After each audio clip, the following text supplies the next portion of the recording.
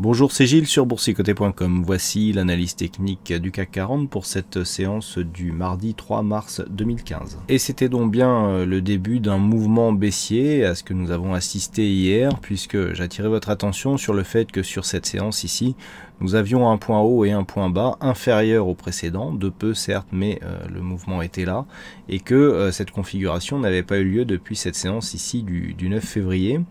Eh bien aujourd'hui on confirme, puisqu'après donc avoir eu cette configuration hier, on la retrouve aujourd'hui avec un mouvement baissier qui commence à s'intensifier. Alors ce qui est tout à fait normal, on est sur une belle phase de hausse. Nous allons voir que la configuration n'est pas encore très forte du point de vue justement de ce retournement.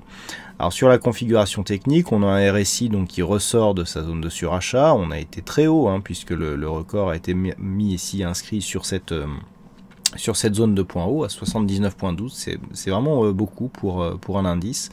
Et le stochastique qui était lui aussi fortement suracheté ces derniers jours, mais qui était en surachat depuis maintenant plus d'un mois. Du point de vue du MACD, on part certes sur un mouvement baissier, mais qui reste relativement neutre du fait de cette faible amplitude que nous avons ici sur cet indicateur. Du point de vue des volumes, c'est là surtout que ça devient intéressant. Nous avons des volumes quasiment similaires à ceux que nous avions hier, alors que nous sommes sur une phase de hausse de la volatilité. Alors qu'est-ce que cela veut dire? Cela veut dire tout simplement que à un volume égal, nous avons eu un plus gros enfoncement que sur la séance d'hier. Et bien tout simplement, ça n'a pas voulu dire qu'il y avait plus de vendeurs, mais simplement qu'il y a eu moins de contrepartie, c'est-à-dire que les vendeurs ont dû descendre plus bas dans les carnets d'ordre pour trouver la contrepartie, ce qui fait qu'on n'assiste pas à un réel retournement, on est toujours dans une phase de consolidation, mais c'est par manque d'acheteurs en face de ces vendeurs que nous avons ici cette bougie qui est plus ample que celle que nous avions hier. Donc ça c'est important à signaler. Donc maintenant du point de vue de la configuration type, nous avons une réintégration des cours à l'intérieur de la zone de trend. Donc c'est là que ça va devenir intéressant. Je vous en parlais lorsqu'on a commencé ici à sortir et notamment sur cette bougie. Lorsqu'il y a une exagération, donc soit une exagération, ce que l'on appelle une exagération, c'est l'amplification d'un trend haussier par une cassure haussière ou l'amplification d'un trend baissier par une cassure baissière. Un petit peu comme ce que nous avons eu récemment sur l'euro-dollar, que je vous avais commenté sur l'analyse Forex et matières premières. Là ici nous avons un petit dépassement puisqu'on sort ici de ce trend par le haut et on réintègre violemment. Donc ce qui arrive de temps en temps, pour ne pas dire souvent, c'est que suite à cette réintégration ici, on vienne casser cette zone de support. Donc là on serait clairement sur une configuration qui peut favoriser ce genre de choses puisqu'on monte ici, on essaye de marquer un excès et puis on redescend. Rappelez-vous aussi, je vous avais indiqué cette configuration où nous avions ce support très court terme qui avait été cassé sur cette bougie. Sur ces deux bougies, on a retrouvé la zone de l'ancien support comme zone de résistance. Hier, je vous avais dit attention, on s'écarte. Si on suit la logique de ce mouvement, ça devrait continuer à baisser. C'est ce que nous avons eu aussi. Maintenant, d'un point de vue court terme, effectivement, nous assistons à une phase de consolidation par rapport à cette dynamique. Si on trace les retracements de Fibonacci, on a effectivement cassé ici le retracement à 23,6% de Fibonacci. Et donc l'objectif se situe à 4849, savoir ici ce retracement à 38,2%. On pourrait même pousser ici jusqu'à cette zone des 4839 qui, après avoir arrêté ici zone de résistance sur ces deux bougies, s'est imposée comme zone de support. Donc du point de vue de la configuration et du mouvement direct court terme que nous avons depuis hier, l'objectif de cette phase de consolidation se situe ici, dans cette zone 4839-4849 points. Maintenant, si les cours venaient à casser ici cette zone dans les prochains jours, voire même demain, la zone qu'il faudra absolument surveiller, je le dis souvent, sur une rupture du 38,2, ce que l'on attend, c'est un objectif qui se situe dans la zone 50-61,8. Et effectivement, si on casse le 61,8, eh bien, il y a plus qu'un signal de retournement, puisqu'on annule ici on transforme un signal de consolidation en signal de retournement, puisque on annule la dynamique qui est créée ici par cette phase d'accélération, puisqu'on retrace plus des 2/3 de cette tendance. Et ça tombe bien, puisque juste sous cette zone ici de retracement à 61,8%, nous avons une zone qui est intéressante Alors, outre le fait qu'elle a été ici résistance, cette zone des 4779, et qu'elle s'est transformée en support, elle a été le théâtre ici d'une ouverture sur un gap haussier, donc entre le 17 et le 18 février de cette année, avec un comblement partiel qui avait confirmé ici la poursuite du mouvement, puisque nous étions ici sur un gap de continuité, avec ici une tentative de comblement qui avait échoué, puisqu'il y a toujours une zone qui n'est pas comblée sur ce gap, on le voit ici, pas besoin d'aller chercher les mesures, alors que les cours avaient ensuite continué à monter. Donc, autant sur cette zone, la consolidation ici est tout à fait classique. On vient dans un premier temps sur le 38,2, puis après, si le mouvement s'intensifie, on viendra chercher ici la zone 50-61,8.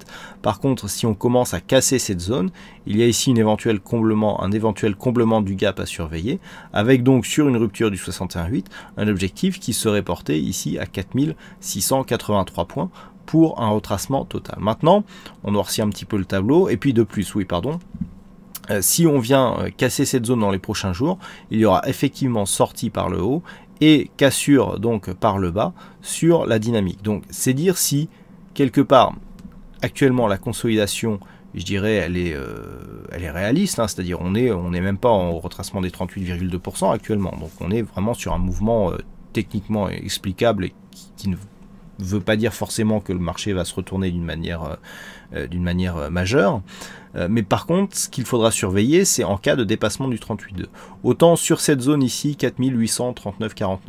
On est dans une consolidation classique entre guillemets. Par contre, si on commence à casser cette zone, là il commencera à avoir des signaux d'affaiblissement ici si on arrive sur cette zone, et signal d'une possible annulation de la dynamique sur une rupture des 61,8, doublée par justement ces signaux tels que la rupture de cette zone de support qui définit le trend depuis maintenant quelques semaines, et le comblement de ce gap significatif qui donnait un signal de continuité à la tendance haussière. Maintenant, si on élargit un petit peu la dynamique, voilà, donc nous allons nous focaliser sur la dynamique directe. Alors le bas de la dynamique il est ici et on vient chercher le haut ici. Alors est-ce qu'on y voit quelque chose? Pourquoi il n'y a pas eu les retracements de Fibonacci? On va recommencer donc. Voilà, donc on retrace les retracements de Fibonacci et voilà ce que nous avons. Alors on va enlever ceci, voilà, pour gagner en clarté. C'est ce que nous voyons donc sur cette phase, c'est que par rapport à la dynamique que nous avons eue, cette phase de consolidation est tout à fait mineure. Regardez où se trouve le retracement à 23,6% de Fibonacci sur cette zone des 3744 points. Donc on en est vraiment loin. Là aussi, on validerait une rupture de cette zone ici de trend qui, quelque part, est une tendance beaucoup plus court terme que ce que nous avons tracé par rapport au tracement de Fibonacci, donc bon, qui serait tout à fait explicable.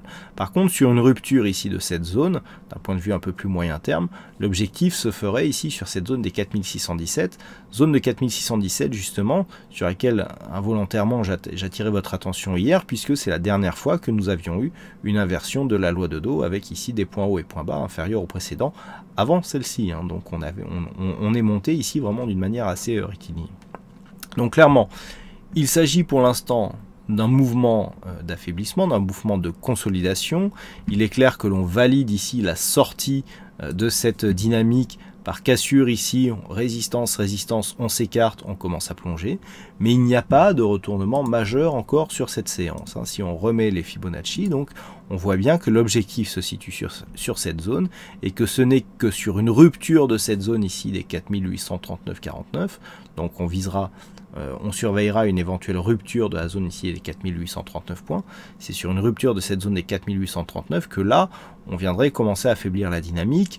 De fait, nous avons ici cette zone de résistance qui s'est transformée en zone de support.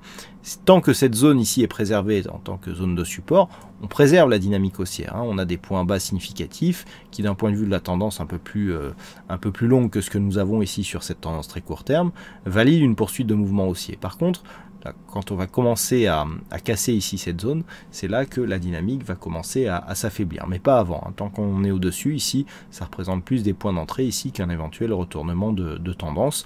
On peut très bien aussi attendre un test de cette zone de support, en trend, qui en cas de cassure ici de cette zone devrait intervenir pourrait intervenir assez rapidement. Voilà donc ce que l'on peut dire sur cette analyse technique du CAC 40.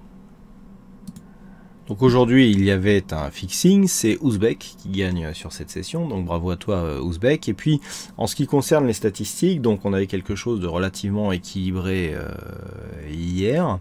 On commence à avoir un pourcentage légèrement plus marqué, enfin non, sur une journée, je dirais qu'on est quasiment à l'inverse, puisque hier nous étions entre 54 et 55% de probabilité haussière, et bien pour demain, donc on est à 54% de probabilité baissière. Les calculs, je dirais, à 5 jours ne sont pas encore terminés pour que je puisse vous en faire profiter. Donc on le voit, hein, des pourcentages qui commencent à s'inverser et à repartir à la baisse à la vue de cette configuration.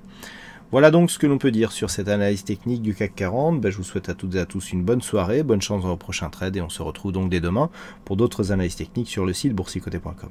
Bonne soirée à tous.